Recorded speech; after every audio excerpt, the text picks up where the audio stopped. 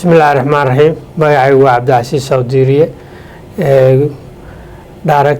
executive director of community grassroots solution waxaan barnaamijkan aad iyo aad ugu mahadcelinayaa xidig t v oo fursadana siiyey inaan uga hadalno xanuunkan covid-19 community grassroots solution iyo jaamacadda Minnesota qaybteeda extensionka Central Minnesota ayaa aad iyo aad isaga kaashanayay si bulshada looga wacyigeliyo oo loo gaarsiiyo xanuunkan khatartiisa si looga hortagi karo macluumaadka ku saabsan tallaalada meelaha laga heli karo iyo cidda lala xiriiri karo. haddana waxaan kusoo dhaweynayaa qaar ka mida ganacsatada Minnesota gaar ahaan xaalada nala shaqeeya oo ummadda wacyigeliya oo waraaqaha siiya oo maxaan ku yiraahdaa u sheega xanuunkaas si looga taxadari lahaa baan ayagana kusoo dhaweynayaa.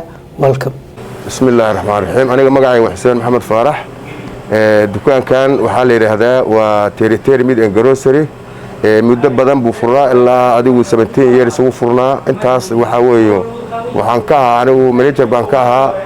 waxaan u mahadcelinayaa University Minnesota Extension ayaan aad ugu mahadcelinayaa oo hawlaha kana isla wadnay iscaawinaynay dadka community meeshaan dad badan oo customer yimaado waxa weeye waraaqaha kan corona iyo waxa soo dhan waxa weeye dadka aad baan ugu qaybinaynay si yaani maartay wanaagsan bay dadku u qaadanayeen marka hawshaasna aad qayb leh waxaan ka wada qaadanay. Assalaamu calaykum wa rahmatullaahi wa barakaatuh. Assalaamu calaykum wa rahmatullaahi wa barakaatuh. magacaygu waa Axmed waxaan business ku leeyahay Waypack ganacsatada haddii aan nahay dadka noo imaanaya ama dadka community-ga waxaan kula talin lahayn inay istalaalaan maadaama ayagana ay faa'iido u tahay annagana ay faa'iido weyn noo tahay dadka ayna isqaadsiinin.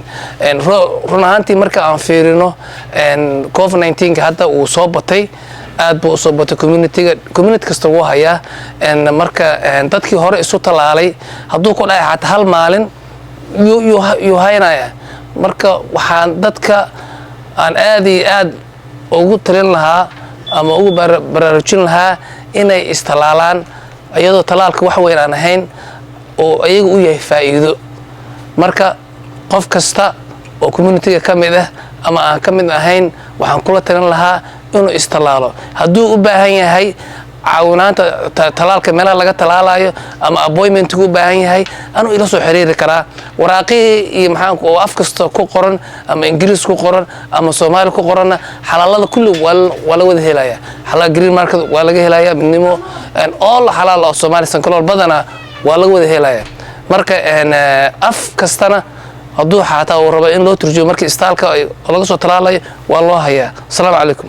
kuwaas waxay ahaayeen ganacsatada Soomaaliyeed xalaalada hadi jeer ummadda adeega oo u sheega dhibaatada jirta gaar ahaan xanuunkan covid-19 aad iyo aad bay ugu mahadsan yihiin hawshooda. waxaan kaleetoo barnaamijka la kaashanay qaar ka mida ganacsatada Soomaaliyeed gaar ahaan xalaalada qaar ka mida Minnesota St. Cloud oo ayaguna qayb weyn ka qaadanaya si dadka loo gaarsiin lahaa macluumaadka ku saabsan xanuunka covid-19 sidaad ogtihiin markii uu bilowday aad iyo aad ayaa dadku u baraarugay gaar ahaan dadka Soomaalida aad iyo aad ayaa loogu baraarugay. waxaa qof kastaaba qaatay afxirkii waxaa lagu dadaalay in gacmaha la iska dhaqo waxaa lagu dadaalay in la kala fogaado waxaa lagu dadaalay in tallaalkii la raadsado waxaana keenayay maadaama aan u nugulnahay xanuunkan nuglaantaasna waxaa keenaya waxaan ka shaqaynaa meelaha muhiimka u ah mujtamaca meelaha cuntada lagu gado bakhaarada waaweyn warshadaha meelaha ummaddu isugu timaado badanaa dad Soomaaliya ka shaqeeya. waxaan kaloo leenahay xarumo noo gooniya sida masaajidada maqaayadaha dukaamada aan isugu nimaadno oon ku sheekaysano oo social aan maartay waqti isla qaadano oo ku caaweyno. taas waxay keenaysaa qof kasta oo naga mida haddii xanuunkaas ku dhaco inuu na wada gaaro. waxaad moodaa waayahana la isdhigtay oo xanuunkii la mooday inuu na dhaafay xanuunkii wuu soo bedelay daltuu noqday haddana wuu soo bedelay, omicron buu noqday. Omicronku hadda kii hore waa ka khatarsan yahay, waa ka faafid badan yahay, waa ka xanuun badan yahay. ummaddii waa wada jiiftaa, isbitaaladii waa buuxsameen, dadkii oo dhan way ka cabanayaan. laakiin waxaad moodaa inaan isdhiganay, meel kasta dadkii afkii ma xirna, gacmihii waxaad moodaa iska dhaqisteedii in la hilmaamay, waxaa laga yaabaa kala fogaanshii in la hilmaamay, waxaa laga yaabaa in waxyaabihii laga taxadarayo oo dhan in la hilmaamay. ummadda Soomaaliyeed waxaan ku baraarujin lahaa inay ku soo noqdaan taxadarkii aan markii horeba sameynaynay, oo aanu in badanoo naga mid aan ku badbaadnay, inaan ku soo noqonno oo qof walbaaba uu asagu naftiisa u raadsado maro yaroo afka ku xirto, inuu guriga markuu tago gacmaha iska dhaqo, ama uu shaqada ka tagayo gacmaha iska dhaqo, inuu ka fogaado intuu awoodi karo inuusan imaanin meelaha la isugu imaanayo, in la yareeyo socializationka iyo kaftanka iyo meelaha la isugu yimaado. inta xanuunkan ilaahay dhinac noo dhaafinayo in laga fogaado, in taxadarkii lagu soo noqdo. qofkii doonaya inuu la xiriiro hay'adaha caafimaadka, Central Care waxay leedahay telefon la yiraahdo Central Care Connect. waxa weeye nambarkaasi 32 2 32 32. wuxuu kaleeto qofku fiirin karaa online minnesota.gov. hadduu fiiriyo wuxuu ka heli karaa macluumaadka COVID-19 oo dhan. waxaa laga maarmaana inaad hadi jeer la socotid COVID-19 informationkiisa, meeshuu maraayo, isbitaalada dadka ay inta gelaysa, inta xanuunsan. sababtoo ah weeye waa balaayo wadanka ku jirta. balaayo wadanka ku jirtana waxaa loo baahan yahay maalin walba xaaladeeda meesha marayso inaad la socotirsid, taxadarkaaga aad yeelatid. dowladdu oo amarada ay soo bixinayso, hay-adaha caafimaadku waxa ay sheegayaan inaad la socotid, ka warqabtid, taxadarkeeda yeelatid.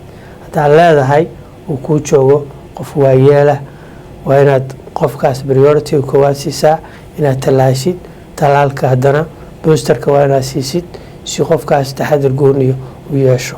haddii qof xanuun ku dhaco qoyska ka mida, waa in qofkaas waayeelka laga fogaada. sababta hadduu qofkaas ku dhaco uu u nugul yahay inuu xanuunkaas meel xun gaarsiiyo, ama inuu u dhinto, ama dhibaato kale tahay soo gaadho. waana arrintaas laga taxadaraa.